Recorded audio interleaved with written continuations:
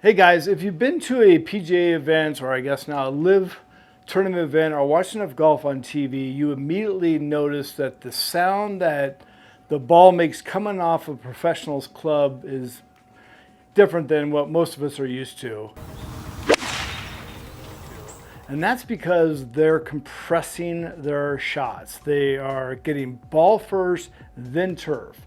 Whereas a lot of us, I'll say myself, tend to come up a little bit and catch it thin, or come in too steep and catch too much turf behind the ball. So one of my goals for 2024 is to learn how to compress my iron shots. And if this is the same goal that you're looking to achieve, then I think I have found three tricks, tools, if you will, that can help us achieve our goal of getting that sweet compressed sound Second hole. the next time we hit our iron shots. So stick with me. Let's do it.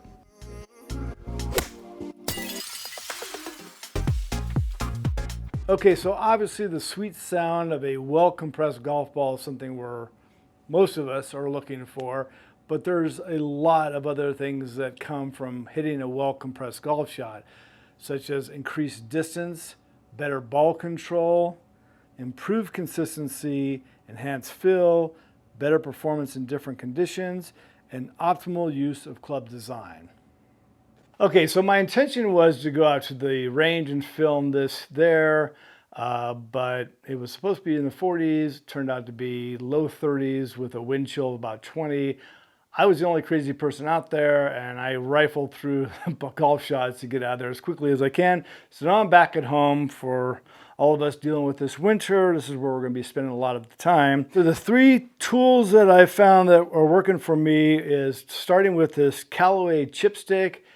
Its main purpose was for using on your wedge game, put on your wedge, and it's helping you not flip your wrist. If you flip your wrist, as I'll show you, you're going to immediately know.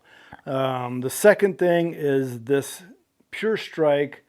It's a little plastic wafer, about the size of a ball mark, but it's actually the size of your golf ball as well. So you put this down and you try to just hit this. You hit it right and hit this perfectly through, you'll send it like a UFO flying through the air.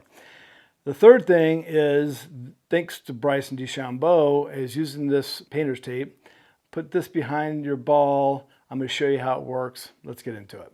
All right, let's start with the chipstick. So like I said, this is intended to be used to help you with your short game so that you don't flip the club like this. And you can see right away what will happen. It will bend. You can feel it against your side.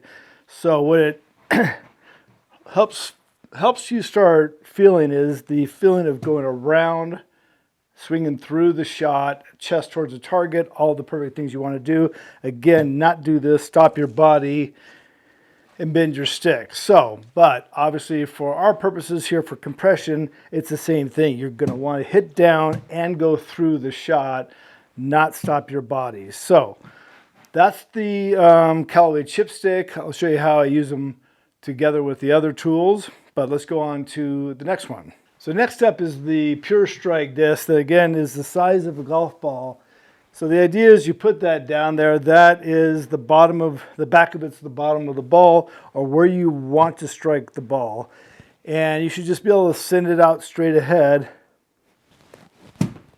That one I hit a little bit behind it, still moved it forward. You're just trying to hit that thing as clean as possible. Now, what I was going to say is how I combine these two. Actually, I combine all three, but for this Pure Shot, I put this down. I put a ball on top of it.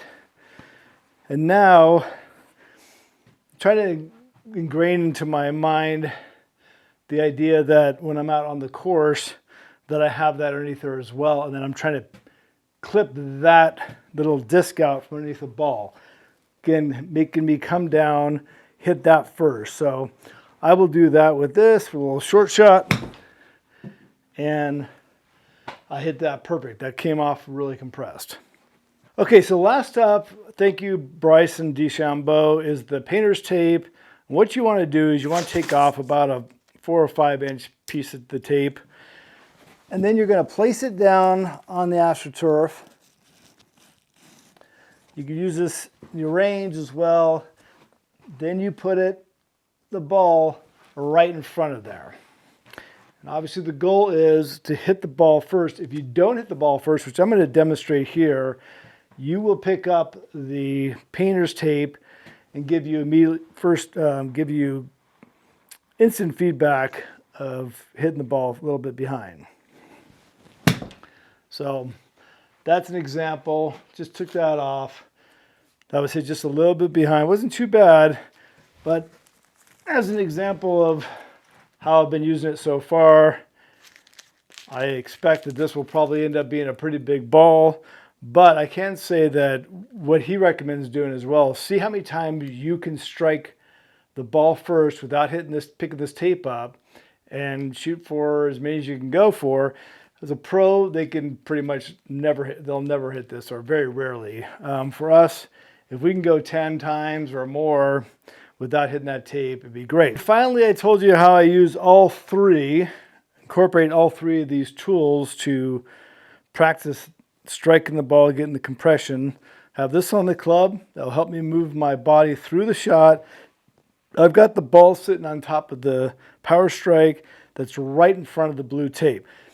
So ideally, I want to be able to hit that the disc, move that forward with that ball. That means I really came down and threw the shot.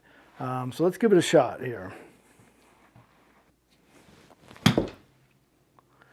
And that was perfect. It felt really compact.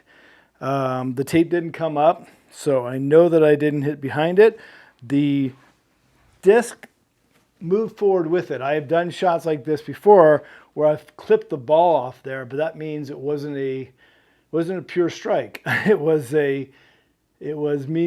basically like the equivalent of hitting off a tee and hit the ball. Still would be okay, but you want to be able to send this forward as well, because that means you really are getting underneath the ball and you're hitting the full ball through the shot, not halfway up.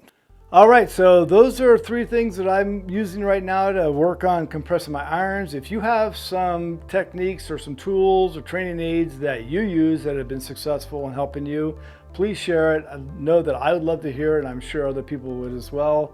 That's all I have for today, and I want to thank you for watching. Please like and subscribe, and I'll see you on the next video. Thank you.